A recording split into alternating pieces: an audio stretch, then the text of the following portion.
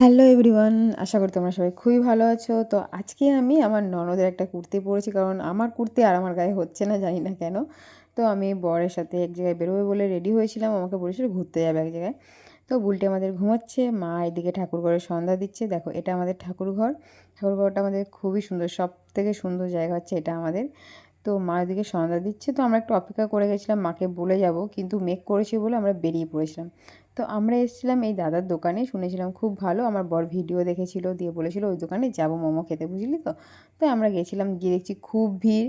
গিয়ে শুনি মোমো ওদের কাছে আর স্টকে নেই, আমাদেরকে দিতে পারবে না। তো মনটা খারাপ হয়ে গেছিলো, তো কাবাব খেয়েছিলাম। তো অনেক রিকোয়েস্ট করার পর আমার বরকে তখন দিয়েছিল এক প্লেট।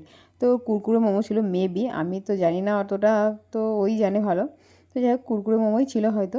তো খেয়ে খুব ভালো লাগলো, ব্যবহারটা খুবই ভালো ছিল। আমার একটু ভিডিও করতে একটু কেমন লাগছিল, কারণ যেহেতু খারাপ ভাববে না কী ভাববে আমি তো জানি না।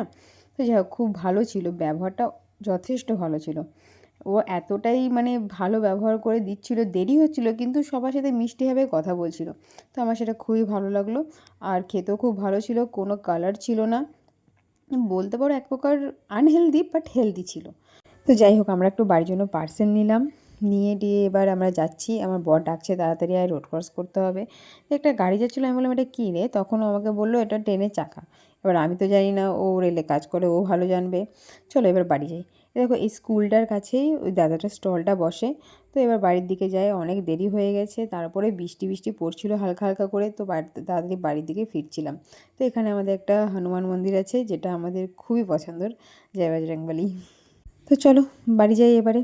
রেলগেটে দাঁড়িয়েছিলাম, ট্রেন যাচ্ছিলো, কী করবো, দুজনে বোর হচ্ছিলাম। ও তো খেলা চালিয়ে বসে বসে খেলা দেখছিল। ফাইনালি বাড়ি ফিরে গেছি, ফ্রেশ হয়ে গেছি।